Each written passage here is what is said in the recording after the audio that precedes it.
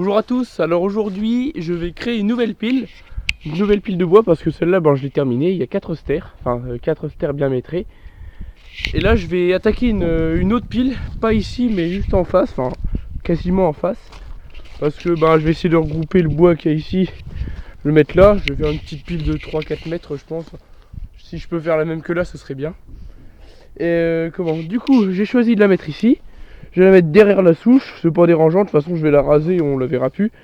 Et alors du coup il faut que j'enlève tout ça et que j'implante ma pile petit à petit.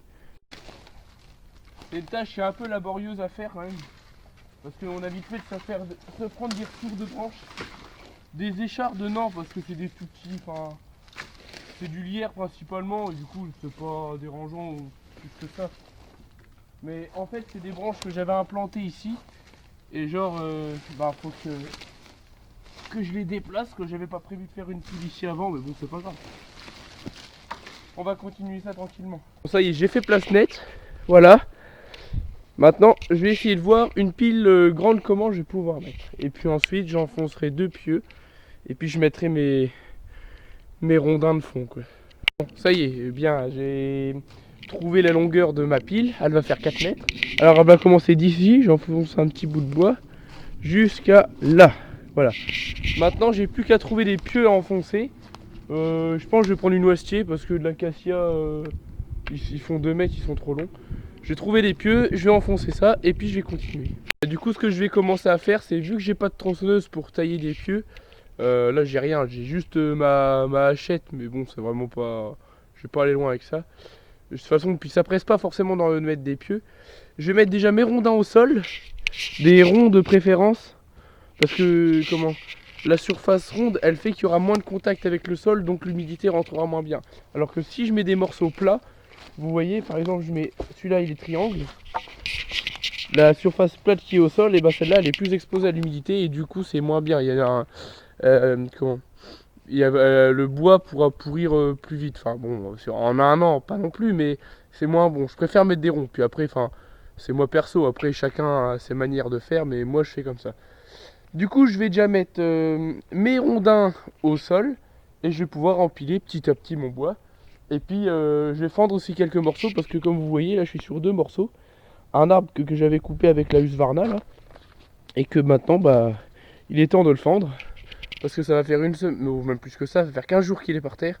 Et du coup il faut que je me dépêche de le fendre et de l'empiler parce que je veux pas qu'il reste comme ça au sol trop longtemps.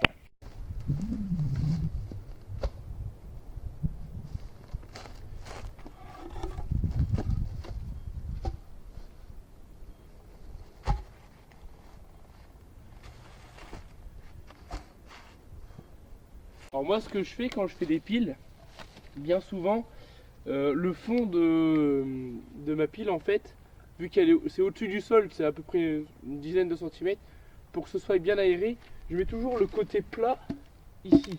Comme ça fait une pile bien carrée et j'aime autant en fait. Et pareil là sur les poteaux qui remontent là, les pieux, là pareil je mets des côtés plats en fait. Je sais pas si vous avez remarqué sur l'autre pile ça a été fait comme ça. C'est pour avoir une pile le plus carré possible en fait. Enfin, après c'est une manie personnelle que j'ai, hein. Vous n'êtes pas obligé de faire la même chose, hein. Chacun fonctionne comme il en a envie de faire. Mais moi en fait je mets toujours le côté plat au fond. C'est quelqu'un de l'ONF qui m'a appris à faire ça. Après lui pareil, c'était ses habitudes à lui de faire ça. Mais moi je trouve que c'est plutôt une belle pratique parce que permet d'avoir des piles assez droites et assez rectilignes. Et du coup ça c'est quelque chose que j'aime bien. Voilà. J'évite du coup de mettre des bouts de bois rond sur le fond et sur les côtés. Bien sûr si j'en mets c'est pas très grave, hein. Y a rien de bien méchant, il n'y a pas mort d'homme. Mais bon, quand je peux mettre les bois ronds dans le milieu, je le fais. Hop. Voilà. Et voilà. Hop.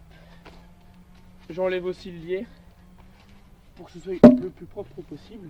Et une fois que ma pile elle est à peu près montée, environ tous les 50 et quelques centimètres, je retape avec mon merlin ou ma petite hachette pour essayer de repousser ou de faire revenir les bouts de bois qui sont pas forcément trop bien mis. Alors j'essaie déjà de faire au mieux comme ça quand je les empile.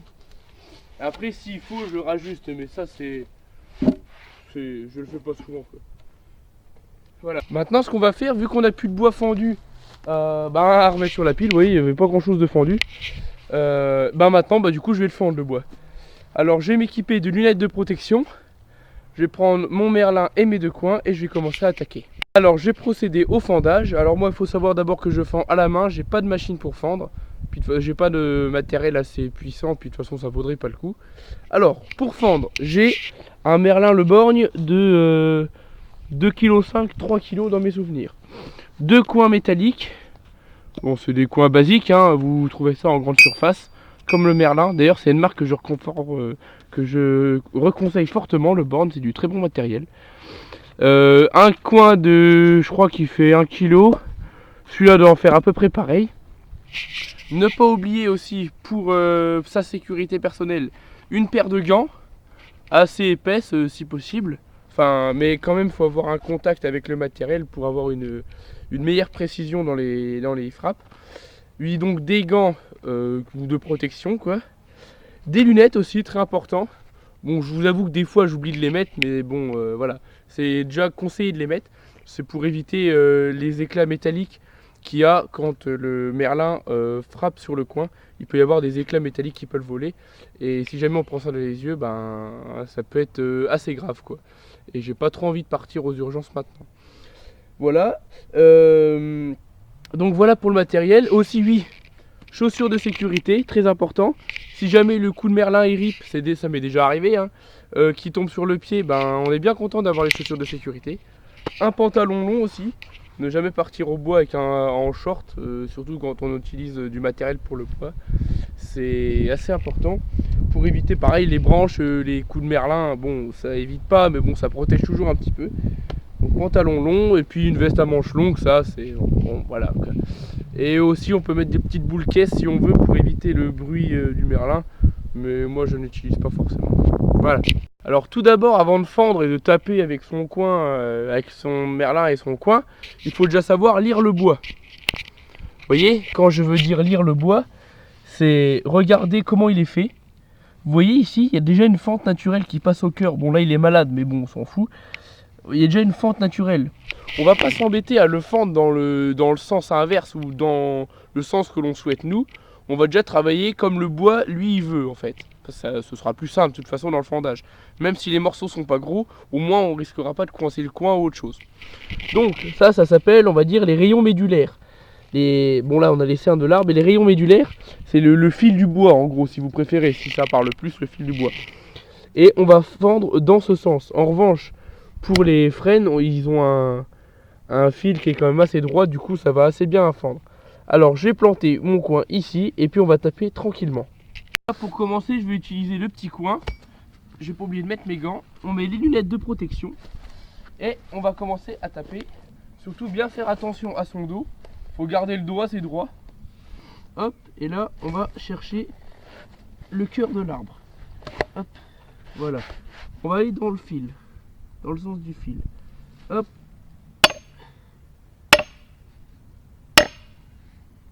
Voilà. Là, mon coin, il s'est pris dans mon bois. Maintenant, je vais pouvoir taper tranquillement. Ça sert à rien de taper trop fort. Comme on pourrait dire, il y a beaucoup de préjugés là-dessus sur le fendage du bois et tout. Il faut taper comme des brutes. C'est pas du tout ça. Enfin, il faut taper quand même un petit peu. Il faut avoir une certaine condition physique. Mais il faut travailler avec le bois, il ne faut pas travailler dans le sens contraire. Sinon, le bois en fait, faut qu'il comprenne ce qu'on veut faire de lui. Si on veut le fendre, si on veut le couper ou pas. Et si là, je fais ça correctement, il n'y a pas de raison que ça se passe mal. Du coup, on va taper tranquillement.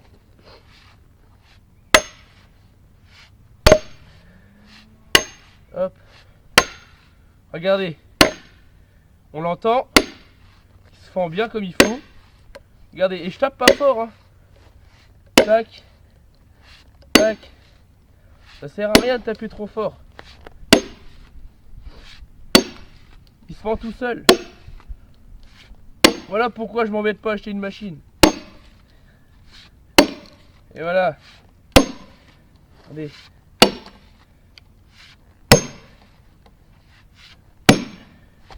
Voilà, comme je vous disais précédemment, mon coin il s'est bien mis dans le sens du fil naturel.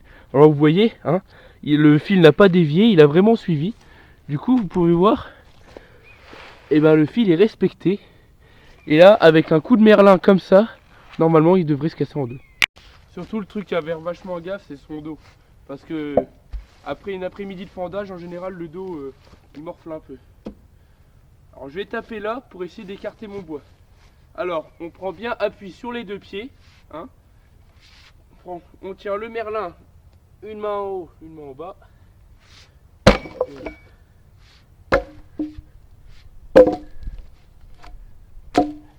Bon, j'ai fendu mon premier quartier, j'ai réussi à ouvrir mon bois. Maintenant, je vais faire le reste. Alors pour le reste, je peux utiliser le coin comme je suis pas forcément obligé de l'utiliser. Je peux très bien utiliser juste le merlin pour taper dessus. Mais par préventif et pour avoir une meilleure précision dans les coups, je préfère utiliser le coin quand même.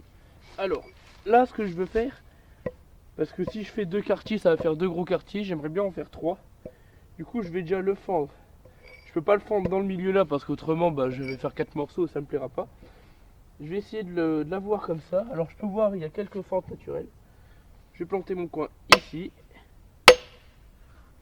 Hop. Regardez, j'ai suivi la fente naturelle et j'ai réussi à faire le quartier que je voulais. Maintenant j'ai plus qu'à taper tranquillement et ça devrait venir tout seul. Inutile de taper trop fort. Hein.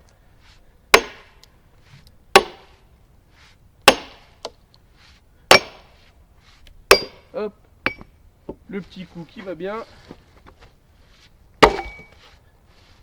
Et voilà, ça c'est fait.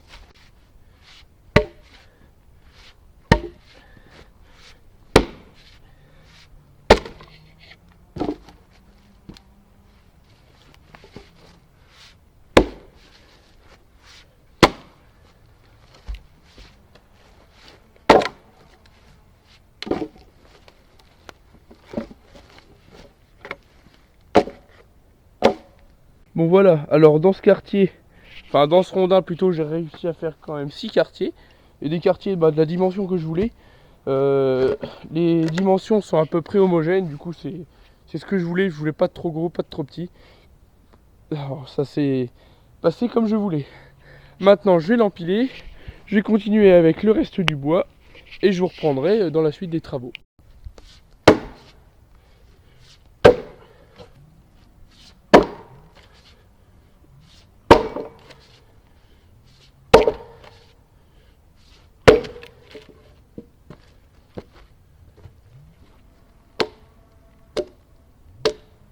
Bon, ça y est, après quelques efforts, j'ai quand même terminé à fendre tout mon bois. Voilà. Alors j'ai tout entassé ça ici. Comme ça j'ai juste à le reprendre et puis à le ranger dans la pile quoi. Alors je sais pas si j'aurai le temps de tout ranger là maintenant, mais en tout cas tout est fendu. Je vous aurais expliqué où je crée ma deuxième pile, elle sera là. Pourquoi je la fais? Parce qu'il n'y a plus de place là, puis parce que au lieu de m'embêter à reprendre le bois là, le ramener de l'autre côté, je préfère tout mettre du même côté. Enfin, je préfère mettre une pile plus près de où là j'ai coupé des arbres. Et puis je vous aurais expliqué ce qu'est le fendage. Voilà. Du coup, je vous reprends si j'arrive à terminer la pile finie d'empiler ou pas.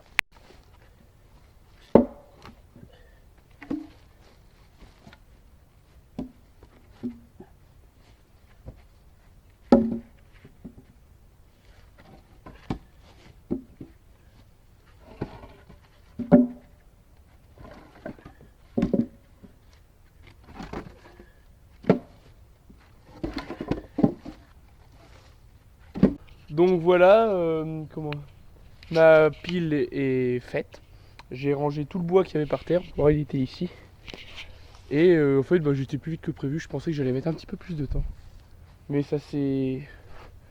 Globalement, ça s'est plutôt bien passé. J'ai été assez vite. Vu que j'avais regroupé ici, j'avais juste à le prendre et à le passer en fait ici. Donc, j'espère que cette vidéo vous aura plu. Ici, là, j'ai à peu près 2 stères. Et la prochaine fois, on se retrouvera certainement pour peut-être le débitage des arbres là-bas. Ou alors, je sais pas, vous verrez bien. Mais en tout cas, des vidéos sont montées et il y en a des pas mal qui vous attendent. Allez, j'en dis pas plus. Sur ce, à la prochaine!